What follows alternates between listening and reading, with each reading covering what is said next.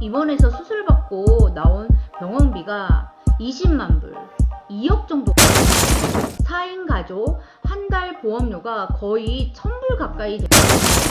그래도 죽으라는 법은 없으니까 어떻게 해결할 수 있는지 조금 살펴보도록 할게요. 우선 보험이 없으시다면 입원하는 순간부터 안녕하세요. 입으로 터지는 영어 정진입니다. 지난 영상을 보시고 어떤 분께서 그냥 닥터스 오피스와 urgent care 그리고 emergency room의 큰 차이점을 하나 알려주셨어요. urgent care에서는 엑스레이 촬영은 가능하다고 합니다. 그런데 CT 촬영이나 MRI는 emergency room에서만 할 수 있다고 해요. 그러니까 아이 팔이 부러졌다거나 어디에 금이 간 것 같다라고 생각이 되시면 그냥 일반 소아과보다는 urgent care로 가시는 게 맞을 것 같고요. 어디에 머리를 부딪혔다거나 라고 해서 MRI 촬영이나 CT 촬영이 필요하다라고 생각이 되시면 urgent care보다는 바로 emergency room으로 가는 것이 맞는 것 같습니다. 자, 이제 오늘은 실제로 병원에 입원해서 겪게 되는 상황에서부터 시작을 하겠습니다.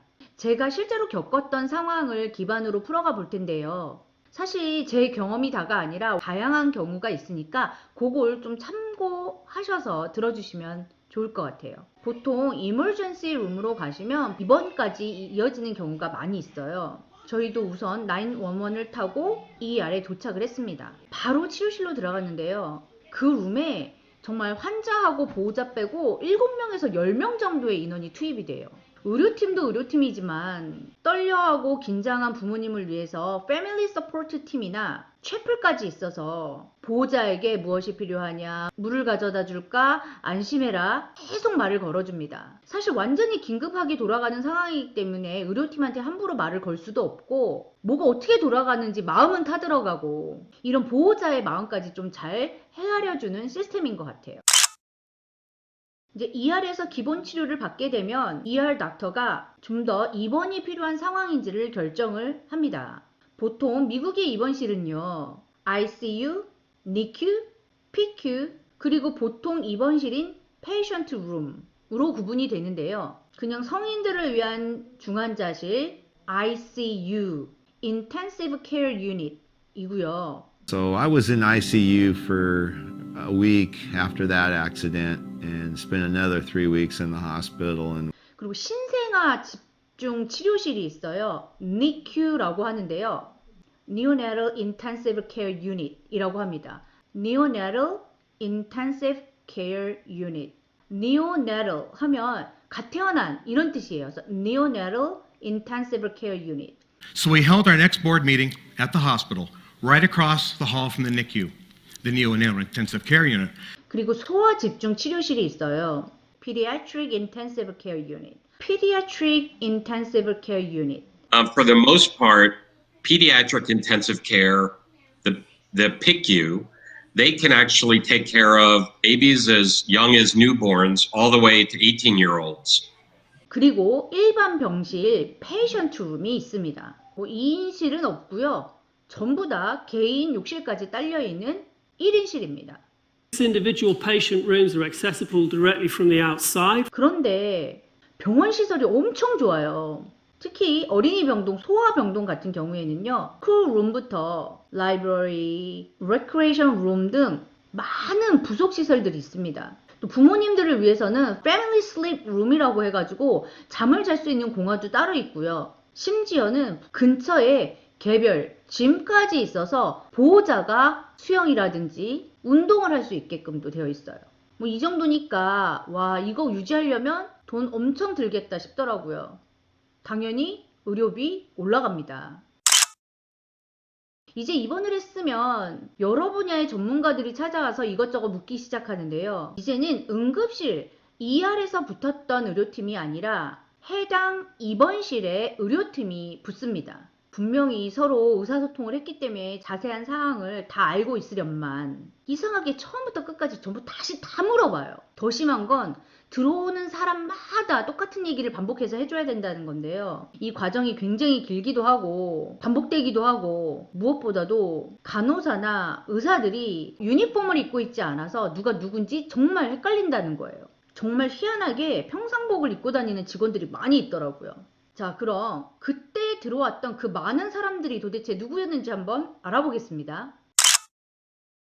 미국에 입원했을 때 만나게 되는 의료팀은 첫 번째로 doctor, 바로 그 층이나 그 입원실 부분을 담당하고 있는 의사입니다. 예를 들어서 제가 ICU에 입원했다면 ICU 담당 의사가 있어요. 입원 동안 그 모든 기본적인 사항은 바로 이 의사가 담당을 하게 되는 거고요. 그리고 입원한 병명에 따라서 스페셜 닥터도 지정이 되어 있습니다. 제가 예를 들어서 신경 문제로 입원을 했다라면 뉴럴로지스트가 저의 스페셜 닥터가 되는 거고요. Neurologist. Neurologist. Two of those doctors were a neurologist and a psychologist who determined I had brain damage. 심장 문제로 입원을 했다면 cardiologist가 스페셜 닥터가 되겠죠. Cardiologist. Cardiologist.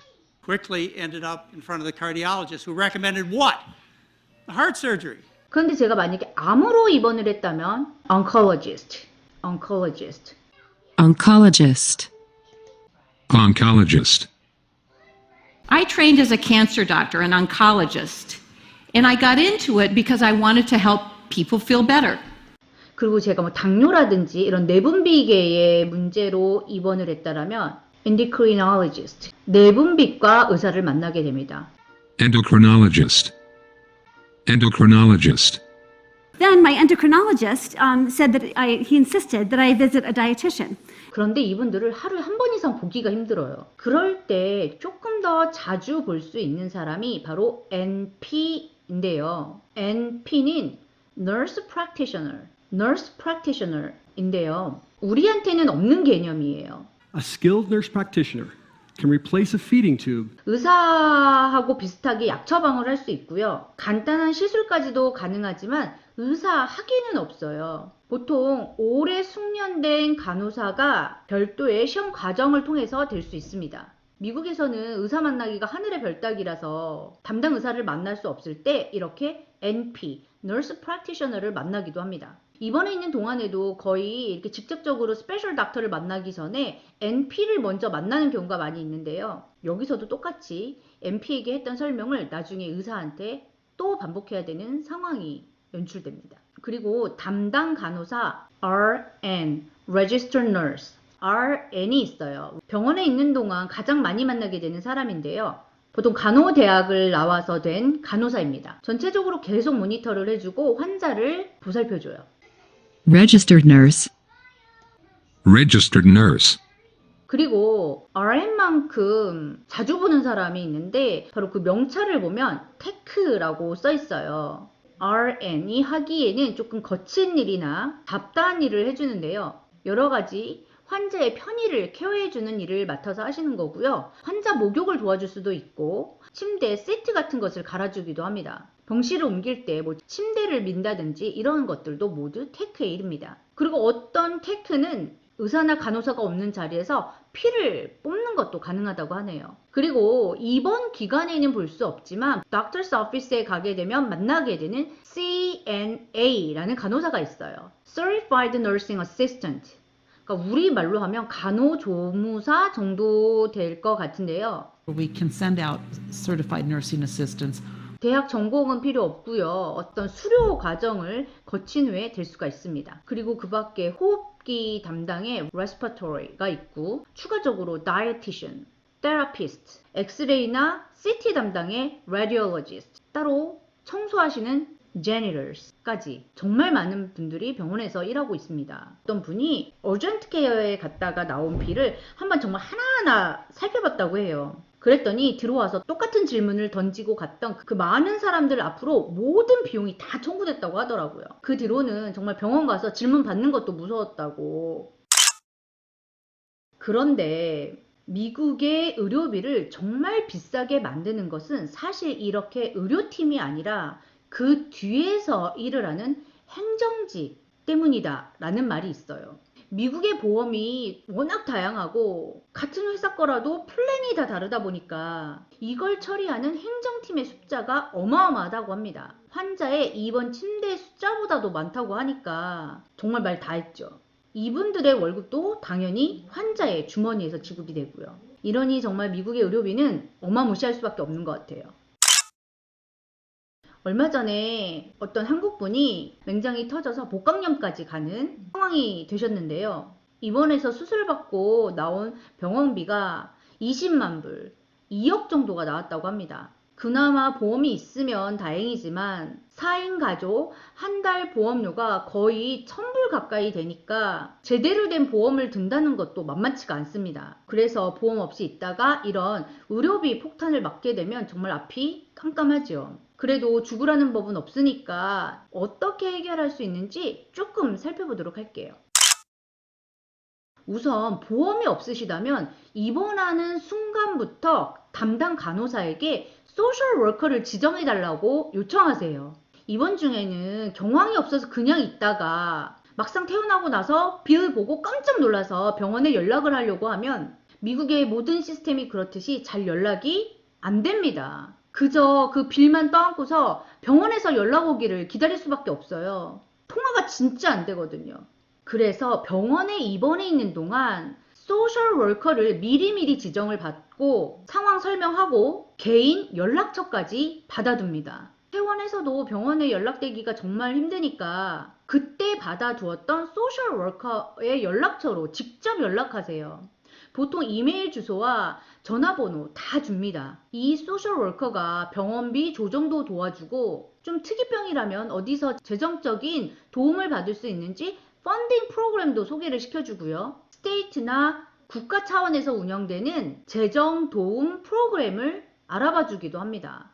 이것뿐만이 아니라 가볍게는 퇴원할 때 처방받는 약에 대해서도 미리 의논을 해서 제너릭 버전으로 성분은 같지만 좀 저렴한 약으로 대체 처방을 받을 수 있도록 의사하고 의논을 해주기도 하고요. You could switch to this generic version, which the doctors say, which the FDA says works just as well. You could switch to this generic version, which the doctors say, which the FDA says works just as well. 특히나 퇴원 후에 여러 가지 서류 작업부터 필요한 간병인부터 회복에 필요한 기구까지 대여받을 수 있도록 전부 담당을 해줍니다. 근데 여기서 정말 중요한 거, 입원 중에 소셜 워커를 만나게 해달라고 반드시 미리 요청해 주세요. 퇴원하고 나면 아무도 우리에게 신경 써주지 않습니다. 나중에 병원이랑 잘 연락도 안 되고 호소할 데도 없고 소셜 워커 지정받기도 쉽지가 않아요.